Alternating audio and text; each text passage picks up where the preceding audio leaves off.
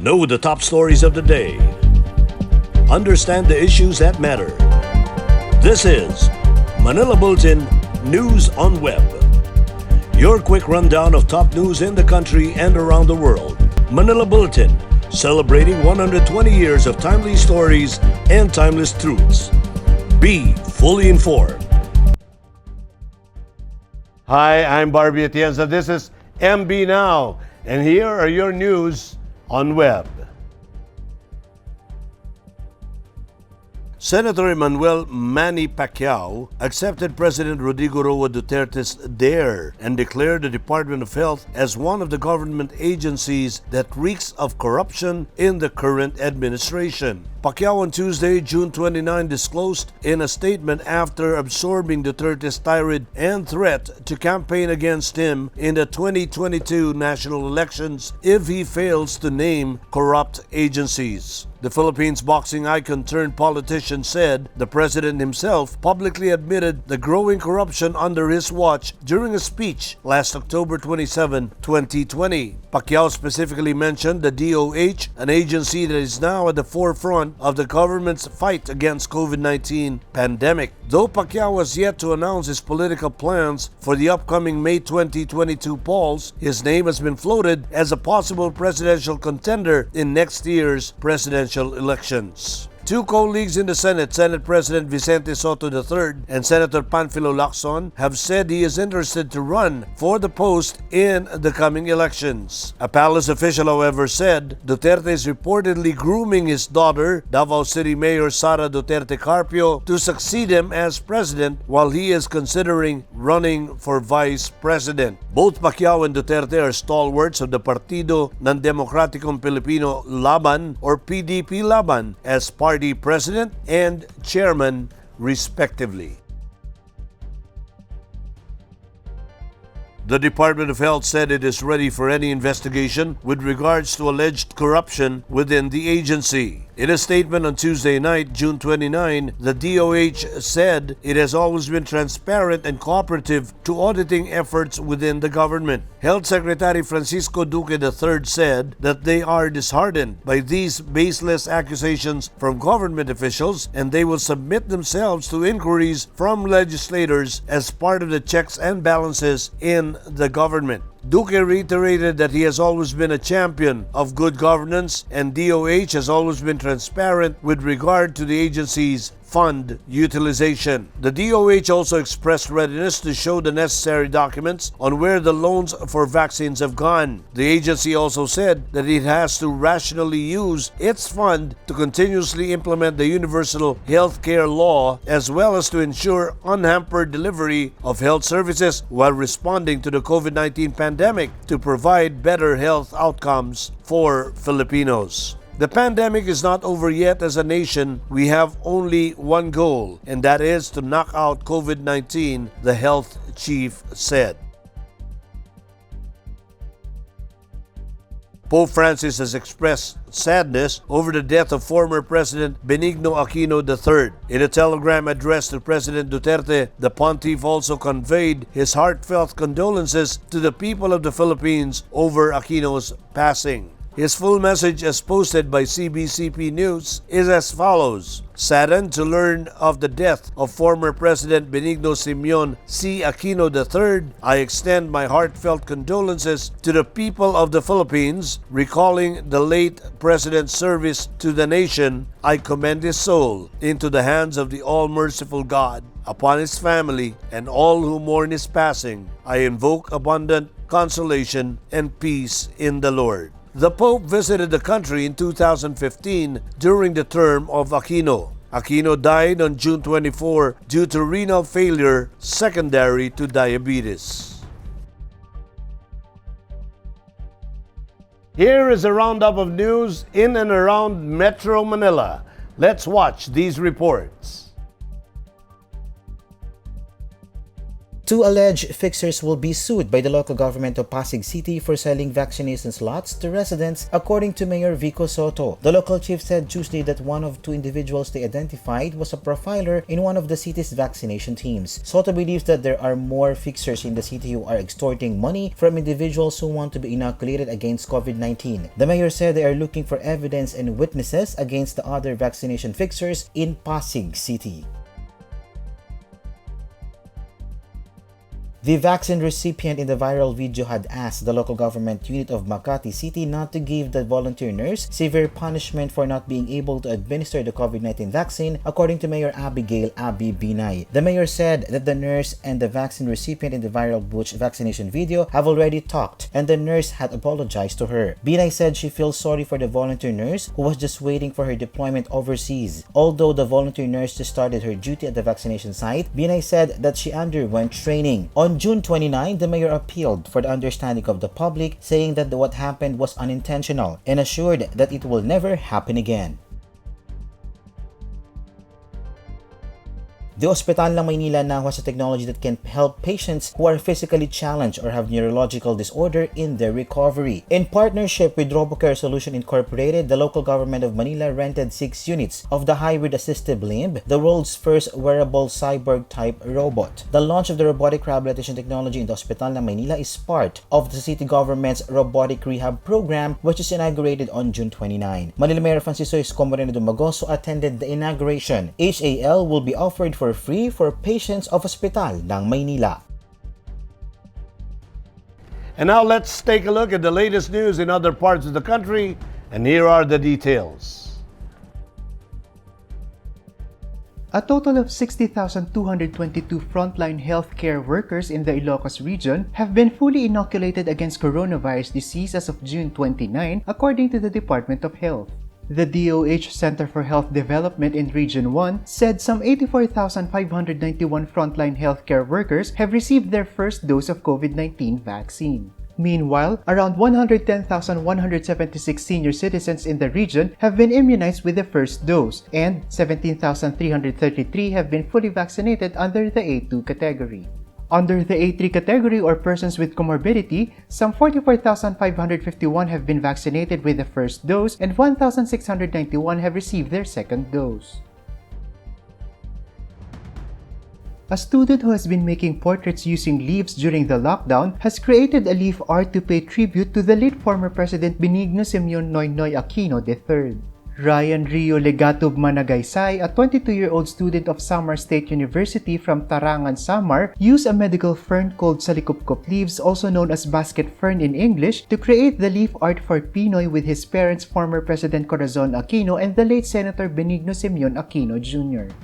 He said he wanted to pay tribute to the former president for the great things he has done for the country. His artworks include portraits of Pope Francis, President Rodrigo Duterte, Senator Manny Pacquiao, and Mayor Isko Moreno, among others. He would regularly be commissioned to create art pieces that helps augment their family's income.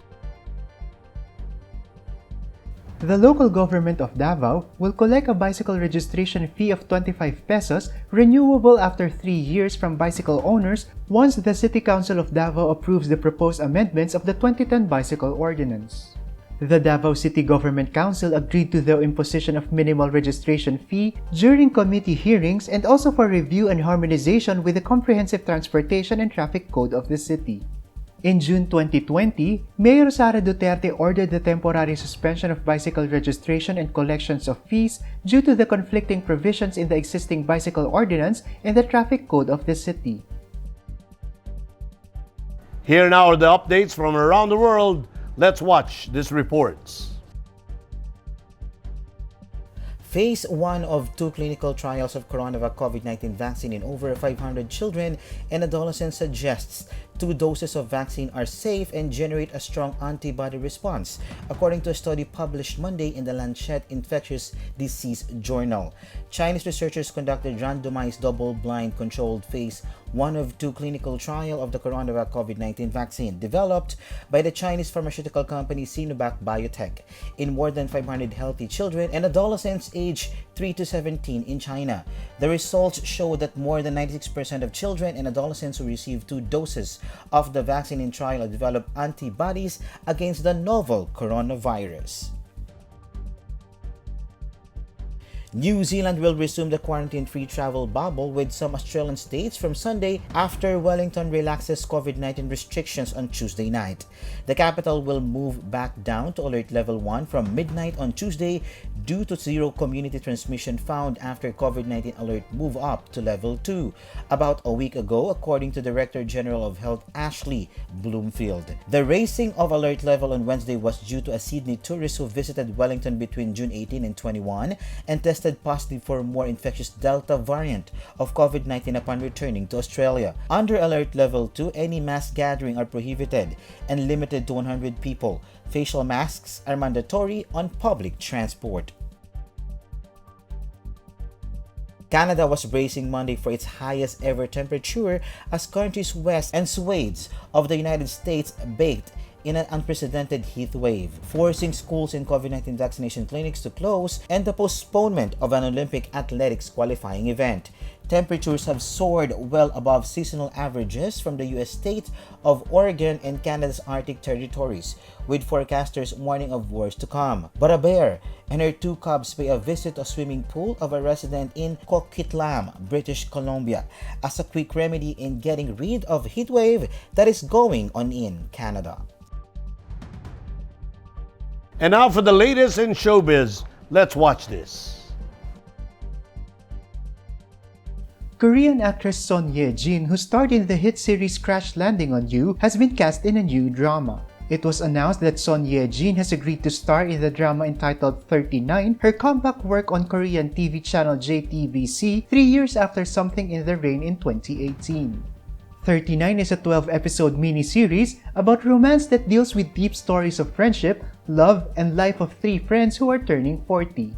It will start filming in August after the rest of the cast have been confirmed.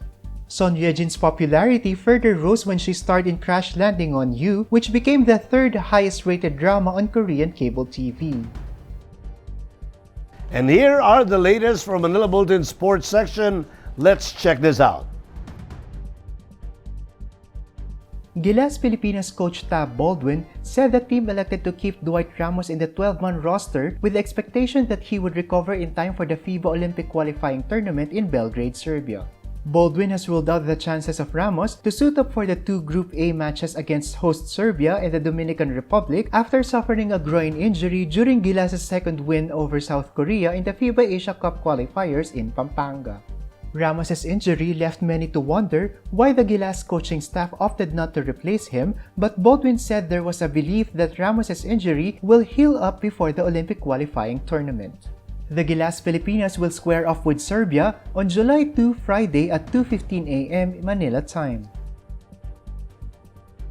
In today's Tech Talk, the Manila Bulletin Tech Lab team was able to test run 2 new projectors that is built for productivity and entertainment. Let's watch this.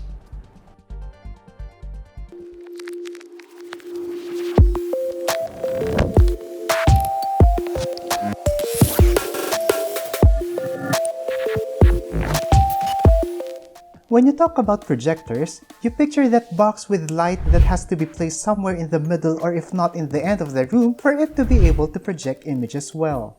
In today's episode of Tech Talk, we have 2 projectors that works near the projection screen. Meet Epson's 2 newest projectors, the Epson EB725WI and the Epson EHLS300B. Both save space as it not only projects images, it also has built-in speakers. But it doesn't stop there.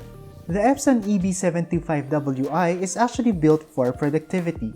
With its laser light source, you will enjoy great cost savings with its extended maintenance cycle and without the need to replace the projector's lamp. Apart from that, it is actually interactive. With its interactive pen, you can scribble notes onto the projected image as if it is a whiteboard. It also has a figure touch unit that you can buy separately so that you can use your fingertips in controlling and scribbling notes in your projected images. With its 4000 lumens brightness, the EB725WI projects well even in well-lit rooms. In terms of connectivity, you can use the traditional HDMI cable to connect your laptop. But if you want to make things a lot easier, you can opt to use its wireless or LAN connection. This way, you need not bring your laptop close to the projector. The Epson EHLS300B, on the other hand, is built for entertainment. This laser projection TV utilizes an advanced ultra-short throw design and equipped with sound by Yamaha. It has a built-in Android TV with wireless connectivity that gives you seamless access to popular streaming services such as YouTube and Spotify. Its speaker, specially made by Yamaha, its unique 2.1 sound system delivers a true audiophile performance, and it is designed within a custom 3D acoustic enclosure with two high-end Yamaha drivers and a dedicated woofer that is powered by a discrete amplifier and tuned using Yamaha's latest audio engine DSP technology to produce an impressive sound that rivals dedicated high-end audio systems and soundbars. You can also use the Epson EHLS300B for Zoom meetings. Just connect a webcam with a microphone in its USB port and you can instantly join a Zoom meeting. So whether you need a projector for entertainment or for productivity, projectors such as the Epson EB725WI and the Epson EHLS300B with their latest laser projection technology can surely live up to your high demand. And that is Tech Talk for this week. Join us again next week for more tech updates. Be fully informed.